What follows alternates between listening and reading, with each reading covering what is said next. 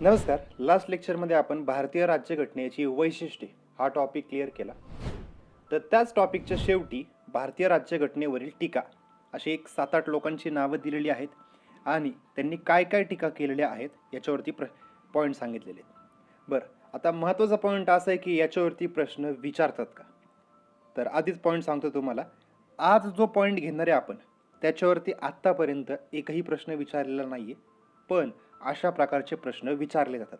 अशा प्रकारचे म्हणजेच काय बघा, तर मार्गदर्शक तत्वांवरती बऱ्याच जणांनी टीका केल्या. तो प्रश्न विचारला जातो की अशी अशी टीका आहे ती कोणी केली, किंवा सगळ्यात कॉमन प्रश्न जो आहे तो केंद्र भारताचं जे काय भारतीय संघराज्य जे आहे त्या संघराज्यावरती कोणी कोणी टीका केलेली असा पण बऱ्याच वेळा प्रश्न विचारला जातो. म्हणजे वेगवेगळ्या घटकांवरती वेगवेगळ्या लोकांनी टीका केलेल्या आहेत, त्या टीका विचारल्या जातात. मग ते प्रत्येक चॅप्टरच्या ठिकाणी आपण तो पॉईंट घेणारच आहे.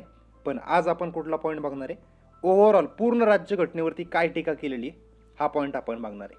बरं, आजच्या पॉईंटमध्ये एकही प्रश्न विचारलेला नाही एमपीएससीमध्ये, पण भविष्यात जे आपले चॅप्टर होतील, एक उदाहरण म्हणून सांगतो, कमालीचे संघराज्य असा एक प्रश्न आहे. कमालीचे संघराज्य अशी कोणी टीका केली, म्हणजे भारतीय संघराज्याला कमालीचे संघराज्य असं कोणी टीका केली, तर ॲपल बी पॉल एच असं काहीतरी नाव आहे बघा त्यांचं, त्यांनी टीका केली होती. अशा बऱ्याच टीका आहेत बघा. ते टीका आपण प्रत्येक चॅप्टरच्या वेळेस त्या ठिकाणी बघूयात. आता एक एक पॉईंट क्लिअर करू. एन श्रीनिवास पहिले व्यक्ती आहेत, एन श्रीनिवास. बघा, एखादा राज्यघटनेतला एखादा घटक आहे आणि त्याच्यावरची टीका बघत नाही आपण, पूर्ण राज्यघटना जी आहे त्याच्यावरती काय टीका झाली असा पॉईंट आपल्याला बघायचा आहे. एन श्रीनिवास हे काय म्हणतात बघा, म्हणजेच काय टीका करतात राज्यघटनेवरती.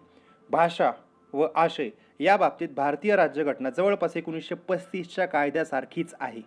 बघा, एम लक्ष्मीकांत यांच्या पुस्तकात असं स्टेटमेंट दिलेलं आहे. जर प्रश्न विचारलाच तर अशाच प्रकारचा प्रश्न विचारतील, हे स्टेटमेंट देतील आणि अशी टीका कोणी केली असा प्रश्न विचारतील. आपल्याला उत्तर काय लिहावं लागेल, एन श्रीनिवास हे उत्तर लिहावं लागेल. बघा, भाषा म्हणजे एक शॉर्टमध्ये काय म्हणू शकतो आपण, एन श्रीनिवास काय म्हणतात, तुम्ही राज्यघटना जी घेतलेली ती कुठनं घेतली, जवळपास सगळी 1935च्या कायद्यातून घेतलेली असं एन श्रीनिवास म्हणतात. हा शॉर्टमध्ये पॉईंट लक्षात ठेवा. दुसरा व्यक्ती आयवर जेनिंग. आता आयवर जेनिंगनं तर प्रत्येक ठिकाणी काही ना काहीतरी बोललेलं आहे. आयवर जेनिंग आता कमालीचे संघराज्यावरती ज्या टीका झालेल्या आहेत त्याच्यावरती कमालीचे संघराज्य किंवा केंद्रीकरणाची प्रवृत्ती असलेले संघराज्य, आयवर जेनिंग यांनी केंद्रीकरणाची प्रवृत्ती असलेले संघराज्य असं भारतीय संघराज्याला म्हटलेलं आहे. संघराज्याच्या वेळेस पॉईंट येईल ना तिथं आपण तो पॉईंट बघणार आहे. पण आत्ता मी तो का सांगितला, कारण की एमपीएससीने या पॉईंटवरती खूप वेळा प्रश्न विचारलाय. म्हणजे केंद्रीकरणाची प्रवृत्ती असलेले संघराज्य असं कोण म्हटलंय, तर आयवर जेनिंग असं म्हटलेले. बरं, त्या चॅप्टरमध्ये आपण तो पॉईंट क्लिअर करू. आत्ता पूर्ण राज्यघटनेवरती काय टीका केली त्यांनी, तर भारतीय राज्यघटना 1935च्या कायद्यातून थेट घेतली आहे. म्हणजे हे पण काय म्हणतात, भारतीय राज्यघटना 1935च्याच कायद्यातून थेट घेतलेली आहे. आयवर जेनिंग पण तेच म्हणतात, एन श्रीनिवास पण तेच म्हणतात. परत आयवर जेनिंग अजून काय म्हणतात बघा, अवाढव्य आकारे. आकार कसा आहे त्याचा, खूप मोठा आकार आहे. आपण वैशिष्ट्यांमध्येच बघितलं, 395 कलमे होती, बाकीचे पॉईंट पण आपण सगळे पाहिले. अवाढव्य आकार. वकिलांचे नंदवंदन. वकिलांचे नंदवंदन असं का म्हटलं, कारण की 389 सदस्यांपैकी, म्हणजे सुरुवातीला 389 सदस्य होते, फाळणीच्या नंतर 299 झाले. त्या सदस्यांपैकी खूप सारे, निम्म्यापेक्षा जास्त म्हटलं तरी चालेल, खूप सारे वकील होते. त्यामुळं काय म्हटलेले, वकिलांचे नंदवंदन अशी टीका कोणी केली, तर आयवर जेनिंग यांनी केलेली आहे.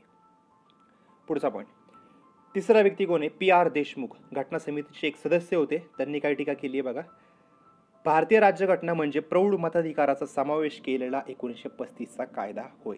बघा, भारतामध्ये भारत स्वतंत्र होण्यापूर्वी प्रौढ मताधिकार नव्हता. प्रौढ मताधिकार म्हणजेच काय, एक वयाचा क्रायटेरिया ठेवला आणि त्या वयाच्या पुढच्या सगळ्या लोकांना मतदानाचा अधिकार, त्याला काय म्हणतो आपण, प्रौढ मताधिकार. पूर्वी, स्वातंत्र्याच्या पूर्वी असं नव्हतं. काही शैक्षणिक पातळी, काही उत्पन्न पातळी ज्यांना आहे त्यांनाच फक्त मतदानाचा अधिकार नव्हता आणि स्त्रियांना स्वातंत्र्यापर्यंत मतदानाचा अधिकारच नव्हता. त्यामुळं प्रौढ मताधिकार भारतात होता का, तर नव्हता. 1947 पर्यंत नव्हता. आता पी आर देशमुख काय म्हणतायत, तुम्ही भारतीय राज्यघटना दुसरी तिसरी काय नाही, तुम्ही काय केलं, 1935च कायदा मांडला, फक्त त्याच्यात एक गोष्ट ॲड केली. काय ॲड केली, प्रौढ मताधिकाराचा समावेश केला. असं कोण म्हणते, पी आर देशमुख. लक्षात ठेवा, 3 व्यक्ती झाले. परत एकदा रिपीट करतो. एन श्रीनिवास काय म्हणतात, 1935चाच कायदा आहे असं म्हणतात सेम टू सेम. आयव्हर्जनिंग 3 पॉईंट सांगितले. 1935च्या कायद्यातून थेट घेतलेली आहे. आवडहव्य आकार आहे आणि वकिलांचे नंदवंदन आहे. आणि पी आर देशमुख काय म्हणतात, 1935चाच कायदा आहे पण त्याच्यात ॲड काय केलं तुम्ही, प्रौढ मताधिकार. म्हणजे मूळ राज्यघटना ज्यावेळेस लागू झाली 26 नोव्हेंबर 1949ला त्याच्यावरती सह्या झाल्या.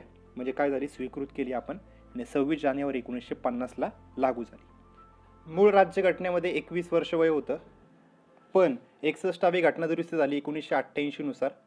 त्यानुसार ते 21चं वय किती केलं, 18 वय केलं. म्हणजे 18 वय वर्ष पूर्ण आहे, भारतीय व्यक्ती आहे तर त्याला मतदानाचा अधिकार आहे. पी आर देशमुख काय म्हणतात, 1935चाच कायदा तुम्ही घेतला, फक्त त्याच्यामध्ये ॲड काय केलं तुम्ही, प्रौढ मताधिकार ॲड केला. आता के हनुमंतय्या घटना समितीचे सदस्य होते हे सुद्धा. आता हे काय म्हणतात बघा, अभारतीय किंवा भारत विरोधी घटना आहे. पहिली टीका काय केली त्यांनी, अभारतीय घटना आहे किंवा भारत विरोधी घटना आहे. बरं असं का म्हटलं, त्या सगळ्या भानगडीत आपल्याला काय जायचं नाही आहे, पण एक लक्षात ठेवा, अभारतीय घटना आहे किंवा भारत विरोधी घटना आहे असं त्यांनी एक पहिली टीका केली. दुसरी टीका काय म्हटलेत, गांधीवादी नसलेली राज्यघटना. गांधीवादी नसलेली म्हणजेच काय, गांधीजींचे जे जे काय उपदेश होते, जे विचार होते, ते सगळेचे सगळे विचार अंमलात आले का घटनेत, तर नाही आले. म्हणजे जर आपण बघितलं ग्रामपंचायत वगैरे जे काय, ग्रामपंचायतीचा उल्लेख आला, कलम 40मध्ये उल्लेख आला, पण ते न्यायप्रविष्ट केलं का, नाही केलं. किंवा दारूबंदी, महात्मा गांधी नेहमी म्हणायचे दारूबंदी करा, दारूबंदी केली का पूर्ण देशात, नाही केली. अशा बऱ्याच गोष्टी आहेत जे पूर्णपणे सगळ्यांचा समावेश राज्यघटनेत नाही केला. गांधीजींचे जे जे विचार होते, जे जे उपदेश होते, त्या सगळ्यांचा विचार राज्यघटनेत केलेला नाही आहे.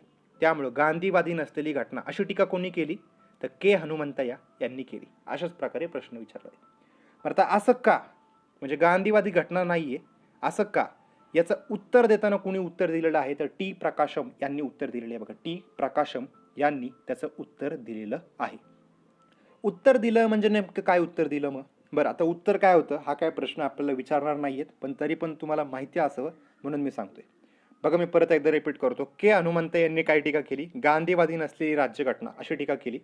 आणि असं असण्याचं कारण म्हणजे त्याचं उत्तर काय आहे, तर कोणी सांगितलेलं आहे, टी प्रकाशम यांनी सांगितलेलं आहे. बरं आता टी प्रकाशम काय म्हणतायत, तर मी काय मनाने सांगत नाहीये. बरं हा प्रश्न विचारणार नाही त्यांनी उत्तर काय दिलं, पण ते काय म्हणतायत ते तुम्ही एम लक्ष्मीकांत सरांच्या पुस्तकात वाचू शकता, त्याच्यामध्ये दिलेला पॉईंट आहे. मी तोच पॉईंट तुम्हाला इथं सांगतोय, मी मनाचं काही सांगत नाही. टी प्रकाशम काय म्हणतायत मग, की मसुदा समितीचे अध्यक्ष कोण होते, डॉक्टर बाबासाहेब आंबेडकर होते. आणि महात्मा गांधीजी जर बघितलं आणि डॉक्टर बाबासाहेब आंबेडकर जर बघितलं, तर या दोघांचं पूर्ण आयुष्यकाळात कधी पटलं का व्यवस्थित, म्हणजे त्यांची विचारधारा जी होती ते विचारधारा जर बघितलं, म्हणजे महात्मा गांधीजींचं काम करण्याची प्रक्रिया आणि डॉक्टर बाबासाहेब आंबेडकर यांची काम करण्याची प्रक्रिया, या दोन्ही कधी मॅच झाले का, किंवा त्या दोघांचे विचार कधी एकमेकांशी पटले का, तर नाही पटले.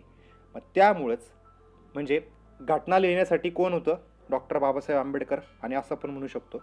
आणि त्यांचं गांधीजींचं कधीच पटलं नाही, त्यामुळं गांधीजींचे विचार राज्यघटनेत आले का, तर नाही आलं.